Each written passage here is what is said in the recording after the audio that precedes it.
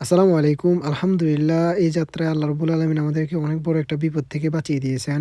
গত ২ দিন তায়েফে প্রচণ্ড ঠান্ডা পড়ার ফলে বিভিন্ন জায়গায় সবজির মাজরাগুলো বরফ পড়ে নষ্ট হয়ে যায়। আমি যেহেতু তায়েফে মাজরা করি সেজন্য আমার আশেপাশে অনেকগুলা মাজরায় বরফ পড়ে ক্ষতিগ্রস্ত হয়। কিন্তু আল্লাহ রাব্বুল আলামিন আমাদেরকে এই যাত্রায় বাঁচিয়ে দিয়েছেন। বেশিরভাগ ক্ষতিগ্রস্ত হয় যাদের কুসা এবং আ সিম ছিল। আপনারা জানেন আমাদের কুসা ক্ষেত এবং সিম ক্ষেত্রেই বেশি। তো যাক আলহামদুলিল্লাহ আমি সকাল এসে কুচা কাটতেছিলাম কারণ আজকে আমাদের কুচা কাটার তারিখ ছিল।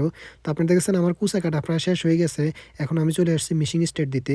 মেশিং স্টার্ট দিতে হলে সর্বপ্রথম আমাদের মেশিনে ডিজেল দিতে হয়। সেজন্য আমি ডিজেলের ডিব্বা নিয়ে দেখতেছি যে মেশিনে ডিজেল আছে কিনা। তো আপনারা দেখছেন আমি ডিজেলগুলা ঢালে দিতেছি। তো ডিজেল ঢালার পরে আমি মোবিলটাও একটু চেক দিয়ে নিতেছিলাম। কারণ মেশিনের মোবিলটা খুবই জরুরি। মোবিল না থাকলে মেশিনের বিভিন্ন পার্টস গুলা ক্ষতিগ্রস্ত হয়ে মোবিল দেওয়ার পর আমি মেশিং স্টার্ট দিতেছি। আপনারা দেখতেছেন আমি মেশিং স্টার্ট দেওয়ার পরে আমার যেহেতু কুচা কেটে রাখছি কুচাগুলো ফুরাইতে হইব। তো আপনারা দেখতেছেন আমি কুচা ফুরানোর জন্য টেপ দিয়ে আগে কার্টুনগুলো বানিয়ে নিতেছি। কারণ আমরা কার্টুনগুলো খোলা অবস্থায় বাজার থেকে কিনে আনি। আনার পর এগুলা আমাদেরকে টেপ দিয়ে জোড়া দিতে হয় আরকি। তো কুচাগুলা আসলে এইভাবে ফুরাইতে হয় বাইস করে।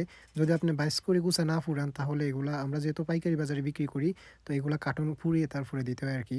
তো আলহামদুলিল্লাহ আমার কার্টুনগুলো করা প্রায় শেষ হয়ে গেছে। তো আপনারা আমাদের জন্য দোয়া করবেন। আল্লাহ রাব্বুল আলামিন যেন আমাদের মাজরা এবং খামারে বরকত দেয়। সবাই ভালো থাকবেন। আসসালামু আলাইকুম ওয়া রাহমাতুল্লাহি ওয়া বারাকাতুহু।